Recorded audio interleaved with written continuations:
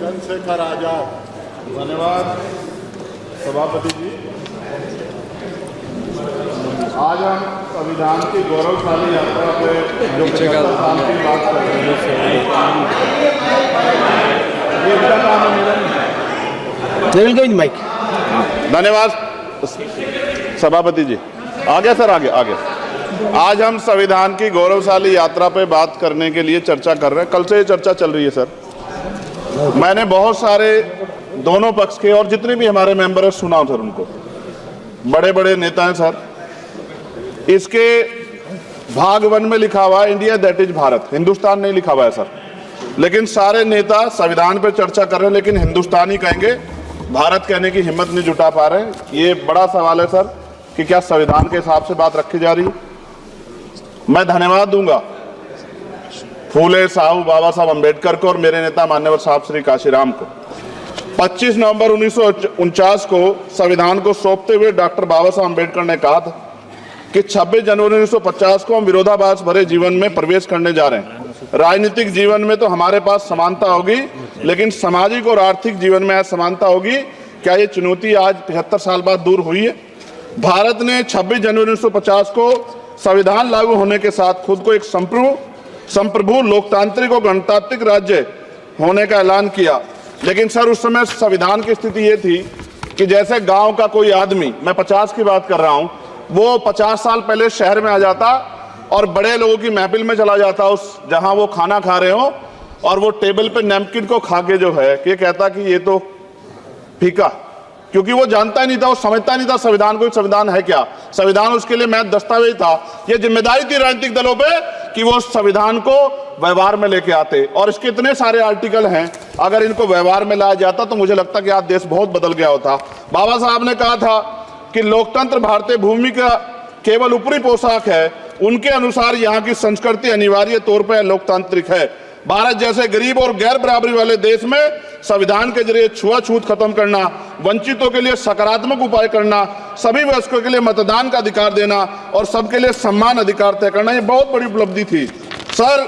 ये संविधान है कि आप वहां बैठे हैं और मैं यहाँ खड़ा होकर अपनी बात रख रहा हूं, और इस देश में आदिवासी महिला के तौर पे जो है राष्ट्रपति बनी है, और प्राइम मिनिस्टर तो नहीं बना, लेकिन शेड्यूल कास्ट के बड़े नेताओं को भी जो है राष्ट्रपति बनने का मौका मिला। इस संविधान की देन, अगर वोट हम पे नहीं होता तो शायद अमीर और जो राजा महाराजा खुद को मानते हैं हमारी गलियों तक नहीं आ पाते, हमारे हाल नहीं जान पाते। आजादी का मतलब सर सिर्फ अधिकार पाना बढ़ नहीं है, इसके लिए हमारे संविधान में सरकार और नागरिकों के अधिकारों के साथ साथ उनके कर्तव्यों का विस्तार से उल्लेख किया गया है। बाबा साहब ने संविधान सभा में दिए गए भाषण में कहा था कि स्वतंत्रता आनंद का विषय है, पर अब हमें अपनी जिम्मेदारियों पर भी ध्यान देना होगा। संविधान ने सुनिश्चित किया कि रानी के पेट से राजा जन्म नहीं लेगा, वोट से नेता तैयार होगा। आर्थिक बराबरी के लिए सरकार क्या कर रही है? गरीब और गरीब हो रहा है और अमीर हो रहा है। सुबह उठते कहीं बम की धमकी मिलती, कहीं दंगे की। ये अमृत काल है सर, यह धमकी काल है। कितना बढ़ रहा है आर्टिकल 15 सर। भारत में आज भी घोड़ी चढ़ने बैठते होती है सर। क्या दलितों को यहाँ भी बोलने का नहीं सर? अगर सबको 4 मिनट दे दो, मुझे दे दो। ये भेदभाव नहीं चलेगा दलितों के साथ। Time is 4 minute, don't waste. भाई सर आप चेक करो, अगर सबको 4 मिनट दिए तो आप मना करो, मैं बंद कर देता हूँ इसको। क्या दलितों को सबसे आखिरी में नंबर मिलेगा और बोलने का मौका मिलेगा? क्या मजाक कर रहे हैं सर आप? नो, ये all independent people are having only 4 minutes. You take sir. Independent में अपनी पार्टी का मेंबर हूँ सर, और जीत के आया हूँ सर, किसी की दया में नहीं आया। Take 1 minute and finish sir. कल भी बोले तो एक दलीय पार्टी के लोग, आप मौका दो सर। मूछे रखने पर हत्या होती है, महिलाओं पे, छोटे मासूम बच्चों पर रेप हिंसा होती है। एनसीआरबी का डाटा देकर डर लगेगा। यही 1 किलोमीटर में संविधान को जला गया, और महाराष्ट्र के परभनी में अभी भी संविधान को नष्ट किया गया, उसकी कॉपी को।